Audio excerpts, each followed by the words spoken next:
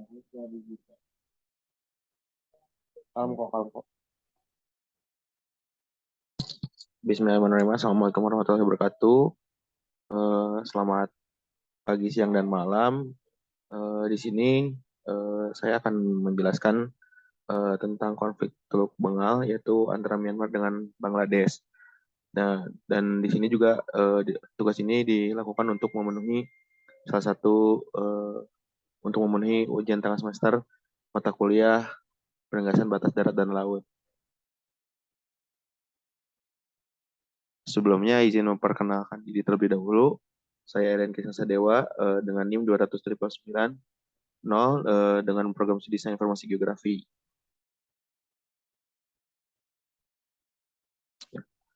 Teluk Bengal. Konflik Teluk Bengal ini terjadi antara Myanmar dan Bangladesh, yang dimana terletak di Asia Tenggara dan Bangladesh terletak di Asia Selatan. Teluk Bengal terletak dalam perairan sepanjang tepi barat Myanmar dan sekitar 93 km barat daya Pulau Saint Martini. Lalu ada beberapa latar belakang yang terjadi yang mengakibatkan konflik ini terjadi. Yang pertama itu dikarenakan belum adanya kesepakatan garis batas landasan kontinen antara dua negara tersebut. Hal tersebut diperparah dengan eksploitasi minyak yang dilakukan oleh Myanmar di perairan Teluk Benggala tanpa persetujuan dari Bangladesh. Sehingga Teluk Benggala kaya akan sumber daya alam, minyak dan cadangan gas, banyak negara yang ingin memilikinya untuk mengeksplorasi dan eksploitasi atau menguasai. Hal tersebut mengakibatkan terjadinya latar belakang konflik ini. Lalu ada beberapa penyelesaian konflik. Yang pertama yaitu melibatkan organisasi-organisasi internasional diantaranya ASEAN dan PBB. Dan menyikapi kasus persengketa tersebut, kedua negara telah melakukan sebagai usaha resolusi konflik baik dengan melibatkan organisasi internasional seperti ASEAN dan PBB yang turut andil menyelesaikan konflik tersebut melalui kebijakan-kebijakannya.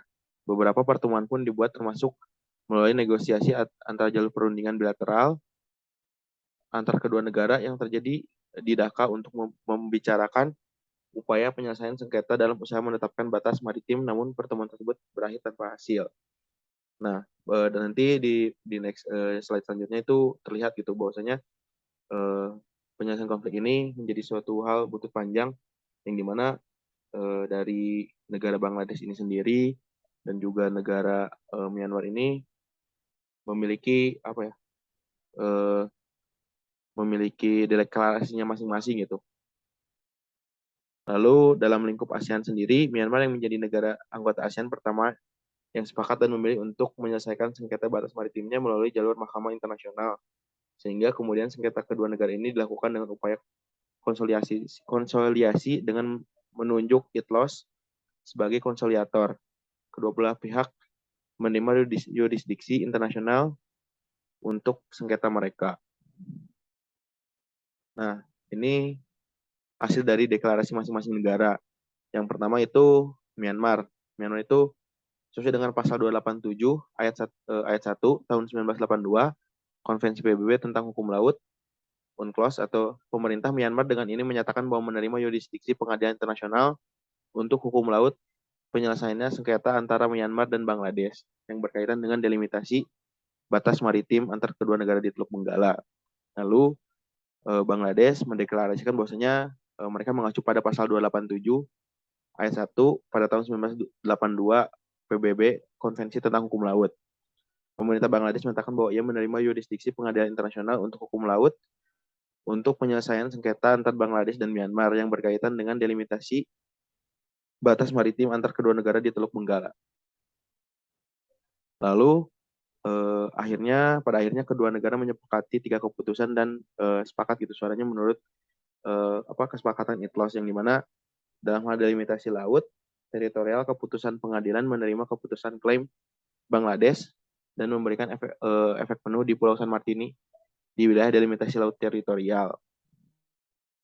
Lalu untuk deklarasi keputusan kedua yaitu perihal ZEE atau zona ekonomi eksklusif dan landasan kontinen dalam 200 mil.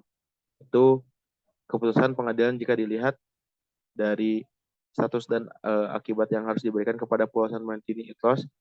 Pulau San Martini ITLOS itu berpendapat bahwa tidak ada aturan umum dan keadaan tertentu yang dianggap penting. Lalu pada poin ketiga, ini dalam hal delimitasi landasan kontinen di luar 200 mil, keputusan pengadilan dalam hal ini adalah pertama kalinya bahwa pengadilan internasional harus menangani hukum dan praktek delimitasi landasan kontinen di luar 200 mil. Lalu pada akhirnya muncullah keputusan arbitrase atau keputusan arbitrase hal tersebut, yaitu berdasarkan arbitrase mengenai sengketa yang terjadi antara Myanmar dan Bangladesh. Keputusan ITLOS mengatakan bahwa Bangladesh memenangkan arbitrase, namun Bangladesh harus menyerahkan klaim atas sejumlah besar ZTE dan beberapa blok gas ke Myanmar.